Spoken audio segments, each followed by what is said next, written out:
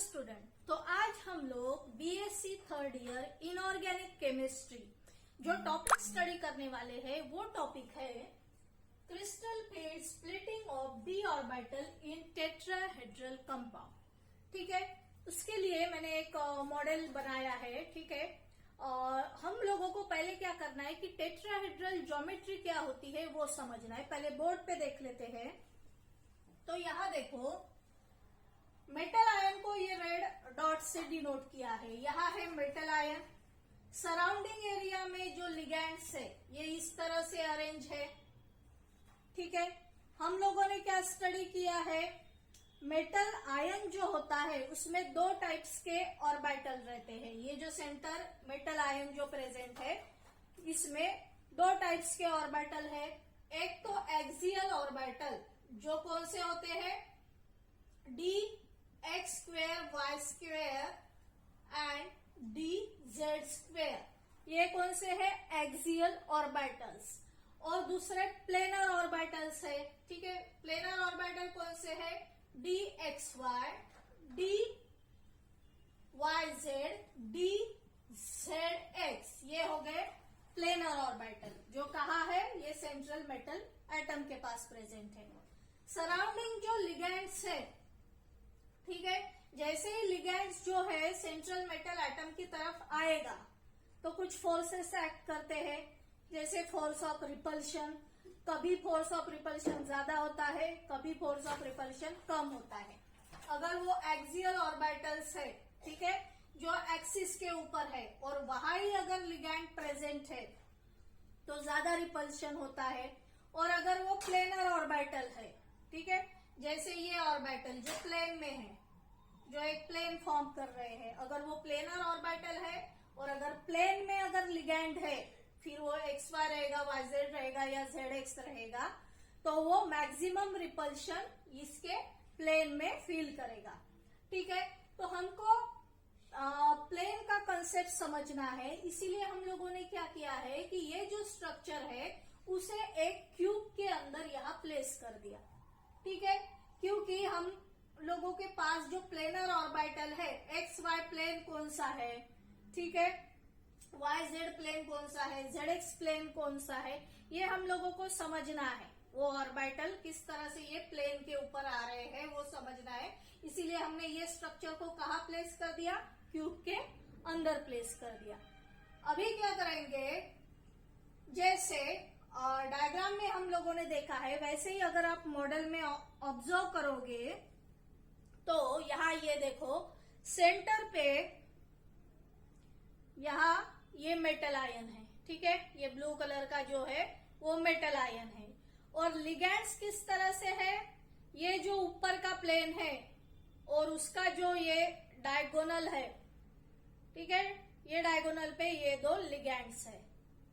और जो नीचे का प्लेन है, वो नीचे के प्लेन का जो डायगोनल है, ये जो डायगोनल है इसके ऊपर ये दो लिगैंड्स है। ठीक है, ऐसे क्रॉस में यहाँ ये दो लिगैंड है और इसके क्रॉस में यहाँ ये दो लिगैंड है, लेकिन कहाँ आ रहे हैं, वो प्लेन के डायगोनल पे आ रहे हैं। फिर हम क्या करेंगे कि ये जो सेंट्रल मेटल एटम है उसके साथ ये लिगैंड्स को ज्वाइन कर देंगे, जैसे यहाँ ये मॉडल में ज्वाइन किया है, ये मेटल एटम और ये लिगैंड।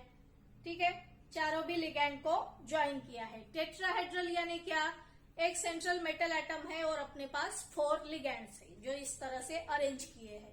हम लोगों को अगर ज्योमेट्री समझनी है तो ये दो लिगैंड्स को कनेक्ट किया है। ठीक है, यहां से इस तरह से। फिर ये जो लिगैंड है, ये लिगैंड जो है ये प्लेन का जो डायगोनल है, ठीक है, यहां से यहां कनेक्टेड है। और ये जो लिगैंड है वो इस लिगैंड को कनेक्ट किया है।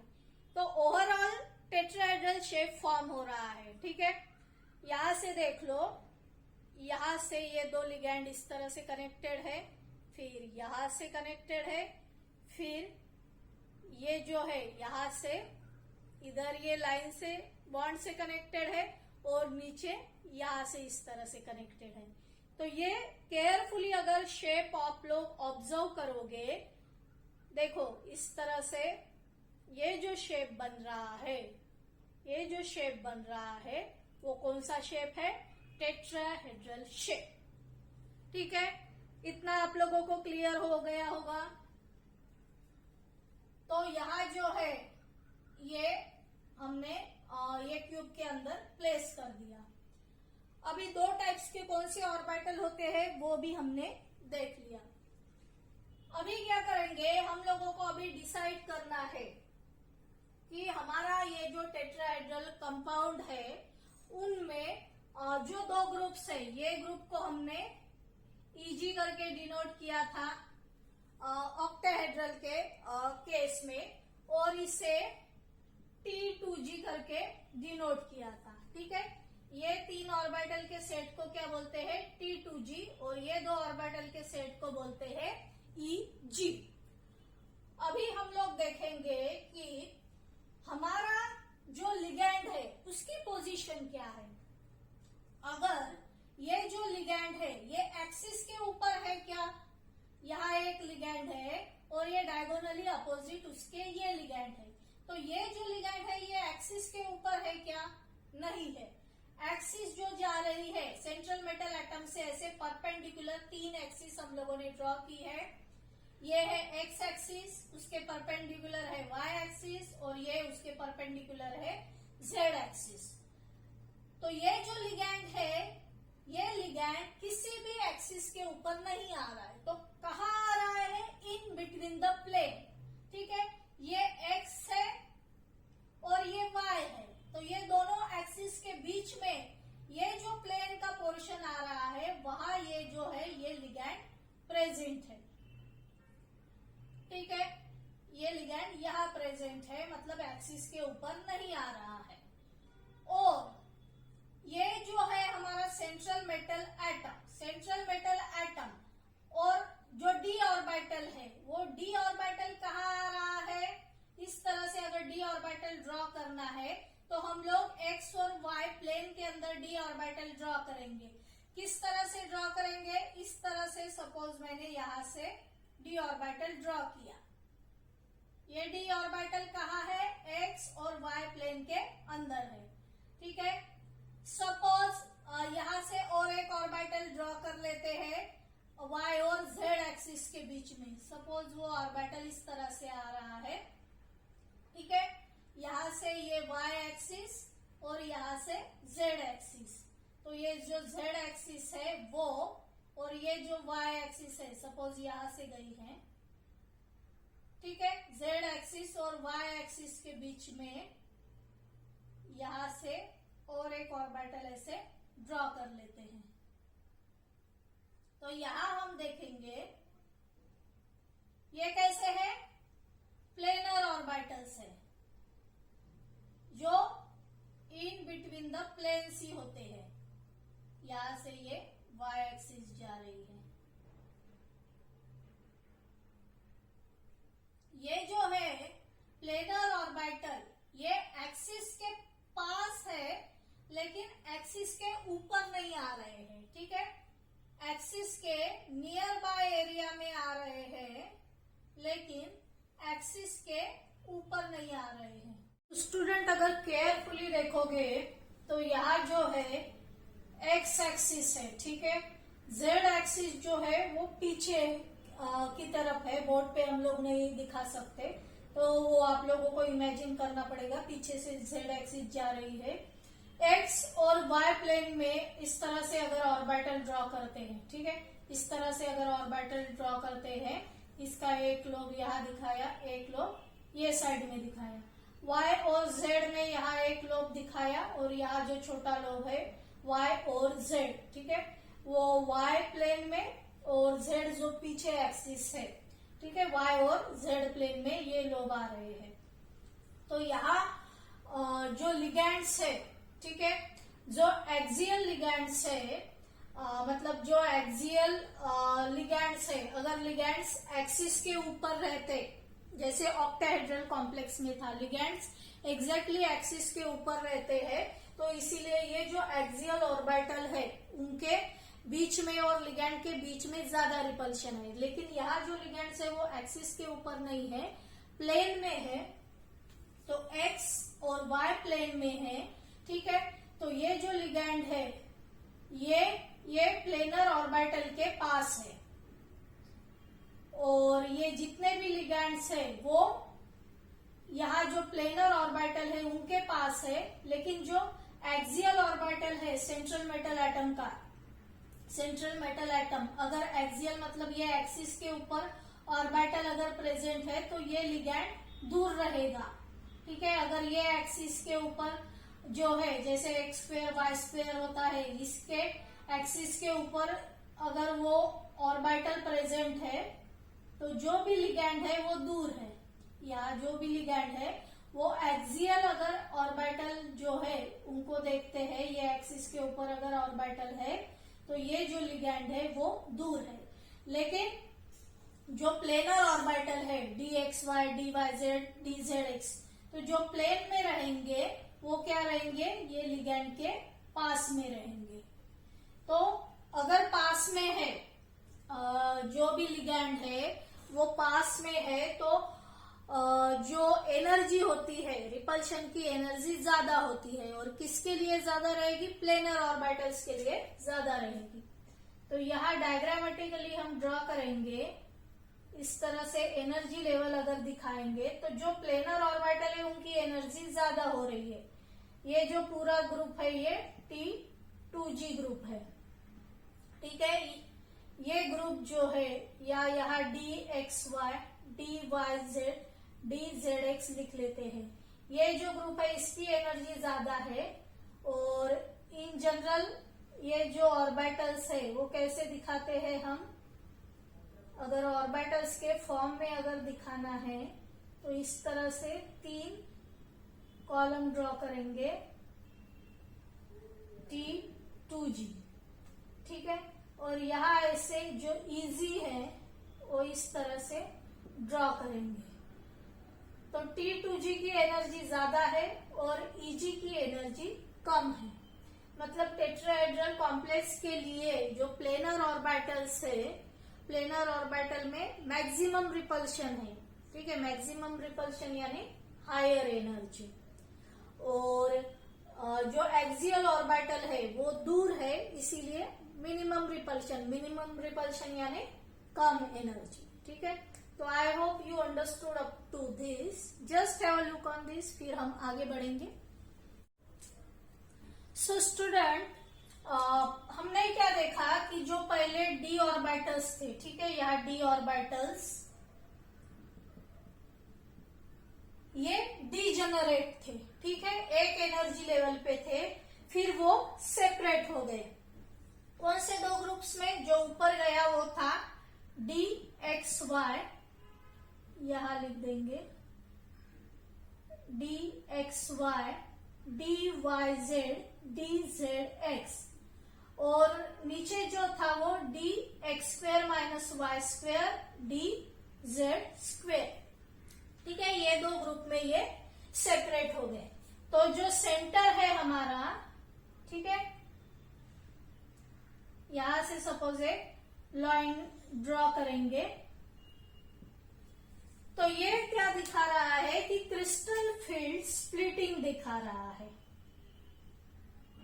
ठीक है। तो यहां से यहां तक की जो एनर्जी है वो क्या है, क्रिस्टल फील्ड स्प्लिटिंग की एनर्जी, जो डेल T से डिनोट करते हैं। ऑक्टाहेड्रल कॉम्प्लेक्स में यहाँ डेल O लिखते हैं, लेकिन टेट्राहेड्रल कॉम्प्लेक्स में यहाँ डेल T लिखते हैं। यहां से अभी जो है पूरी अगर एनर्जी देखते हैं तो वो रहेगी del T, that is crystal field energy. और यहां से सपोज यहां तक की जो एनर्जी है वो एनर्जी ऑफ एब्जॉर्प्शन एनर्जी बोलते हैं, और जब भी एब्जॉर्ब होती है हम प्लस से दिखाएंगे, +0.6, ठीक है। और यहां से यहां तक एनर्जी जो है, नीचे जो एनर्जी है वो इमिट होती है, तो वो -0.4 से दिखाते हैं, ठीक है। फिर यहाँ +0.6 डेल T बोल सकते हो, और यहाँ 0.4 -0.4, 4। ठीक है, तो इस तरह से ये जो एनर्जी है वो यहाँ दिखाई गई है, यहाँ इसे एमिशन एनर्जी बोलेंगे। और ऑक्टाहेड्रल कॉम्प्लेक्स की केस में ये जो टोटल क्रिस्टल फील्ड स्प्लिटिंग जो एनर्जी है वो ज्यादा होती है। क्यों ज्यादा होती है? क्योंकि वहां डी ऑर्बिटल्स, ठीक है, जो एक्सियल डी ऑर्बिटल्स है वो एक्सिस के ऊपर ही लिगैंड आता है, तो मैक्सिमम रिपल्शन होता है। लेकिन यहाँ जो है, यहाँ प्लेनर ऑर्बिटल्स भी जो है लिगैंड्स के दूर ही है। ठीक है, एकदम इतना पास नहीं है जैसे ऑक्टाहेड्रल के केस में था। तो यहाँ प्लेनर ऑर्बिटल्स भी जो है लिगैंड्स के दूर है, मतलब एक्सियल जो ऑर्बिटल है वो बहुत ज्यादा दूर है। ये जो है सेंट्रल मेटल एटम के डी ऑर्बिटल जो है उससे वो लिगैंड जो है वो दूर है एक्सियल ऑर्बिटल से, लेकिन प्लेनर ऑर्बिटल से भी जो है इतना ज्यादा जो है मतलब थोड़ा दूर ही है। ठीक है, एक्सियल ऑर्बिटल से कम दूर है लेकिन दूर ही होते हैं, तो इतना ज्यादा प्लेनर ऑर्बिटल में भी रिपल्शन नहीं हो पाता। तो रिपल्शन के ऊपर एनर्जी डिपेंड रहती है। अगर रिपल्शन कम है तो क्रिस्टल फील्ड स्प्लिटिंग जो है उसकी वैल्यू भी कम आएगी।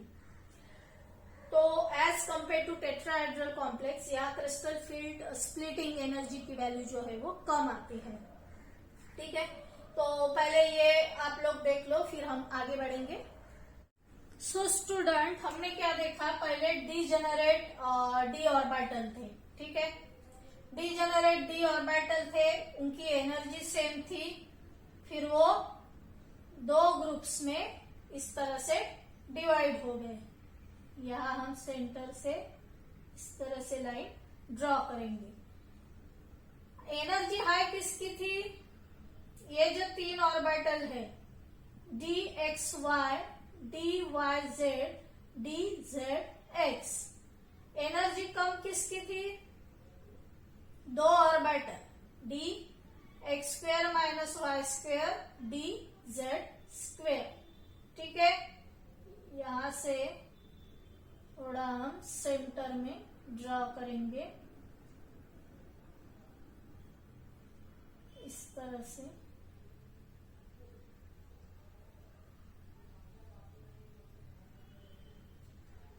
अगर हम ऑक्टाहेड्रल कॉम्प्लेक्स के साथ कंपेयर करते हैं तो ऑक्टाहेड्रल कॉम्प्लेक्स में क्या होता है? As compare to tetrahedral complex repulsion ज्यादा होता है, क्योंकि एक्सिस के जो ऑर्बिटल्स है उसी एक्सिस के ऊपर लिगैंड आते हैं, तो रिपल्शन ज्यादा रहता है। लेकिन यहाँ जो है प्लेनर ऑर्बिटल है, ठीक है, प्लेनर ऑर्बिटल है सेंट्रल मेटल एटम के, और लिगैंड जो है वो मतलब एक्सिस के ऊपर जो है लिगैंड प्रेजेंट नहीं है।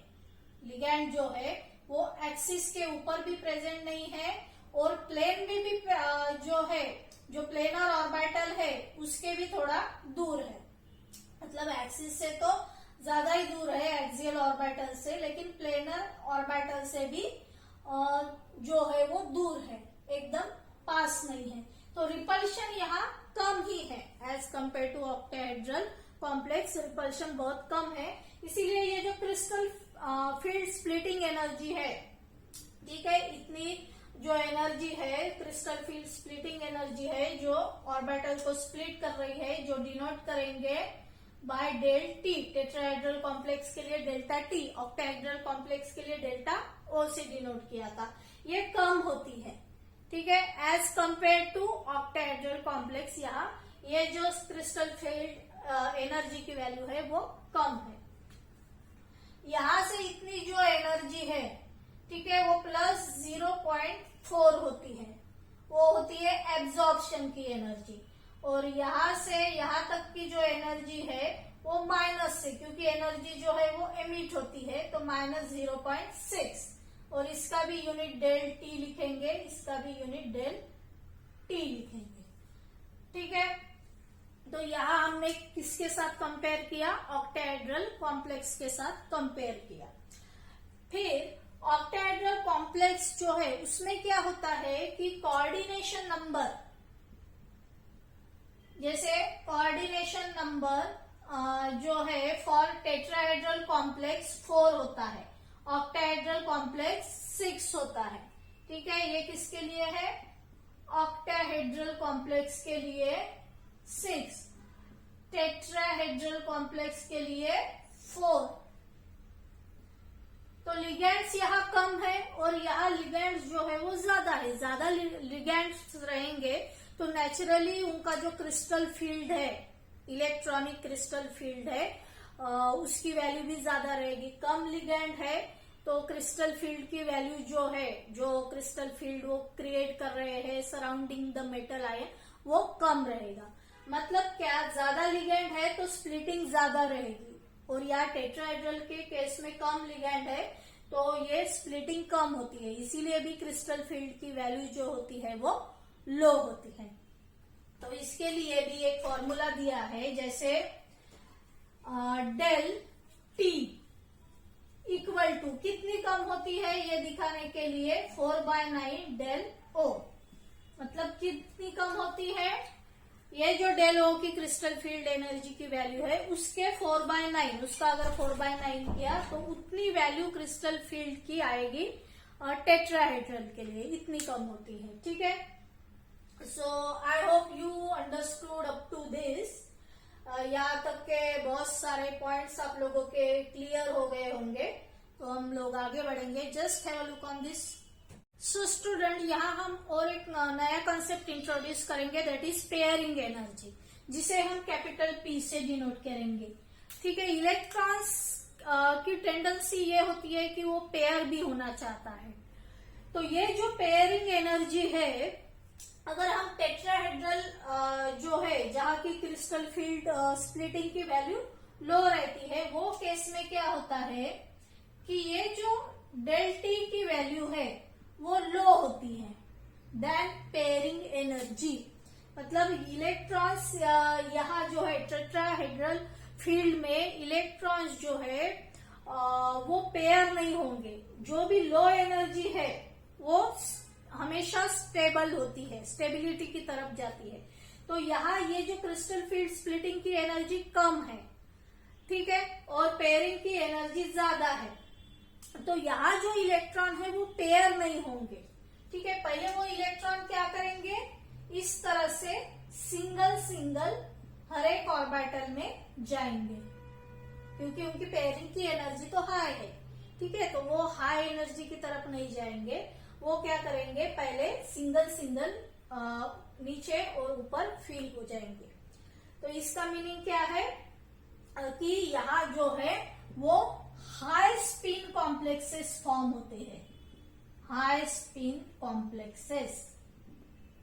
लेकिन ऑक्टाहेड्रल के केस में हम लोगों को पता है डेल ओ, ऑक्टाहेड्रल के केस में क्रिस्टल फील्ड की वैल्यू ज्यादा होती है, ये एनर्जी ज्यादा होती है, पेयरिंग की एनर्जी कम होती है। स्टेबिलिटी की तरफ कौन जाएगा, जो एनर्जी कम है, मतलब पेयरिंग की एनर्जी कम है तो वो स्टेबिलिटी की तरफ जाएगा। ऑक्टाहेड्रल के लिए किस तरह से होती है स्प्लिटिंग, यहाँ जो है 2 ऑर्बिटल है, ठीक है, यहाँ 2 ऑर्बिटल रहते हैं, नीचे यहाँ 3 ऑर्बिटल रहते हैं। और अगर ये जो ऑक्टाहेड्रल क्रिस्टल फील्ड की एनर्जी ज्यादा है, मतलब पेयरिंग की एनर्जी कम है, तो ये क्या करेंगे, 1 2 3 हो गए, तो यहाँ ऐसे अगर कुछ एक्स्ट्रा इलेक्ट्रॉन है तो यहाँ ऐसे वो पेयरिंग करने की कोशिश करेगा। लेकिन ये रूल नहीं है, टेट्राहेड्रल अगर है तो उसके लिए हाई स्पिन कॉम्प्लेक्सेस ही बनते हैं। ठीक है, पहले वो सिंगल सिंगल फील्ड होंगे, बाद में वो पेयरिंग करेंगे। लेकिन यहाँ जो चांसेस है, पेयरिंग एनर्जी जो है कम है, तो पेयर होने के ज्यादा से चांसेस है, बाद में इलेक्ट्रॉन ऐसे अपर फील्ड में जाएंगे, अपर लेवल में जाएंगे। या यहाँ चांसेस है कि मतलब लो स्पिन कॉम्प्लेक्सेस भी बन सकते हैं और हाई स्पिन कॉम्प्लेक्सेस भी फॉर्म हो सकते हैं। इसका भी डिटेल हम लोग नेक्स्ट लेक्चर में देखेंगे। So I hope you understood all these points. So thanks for watching this video.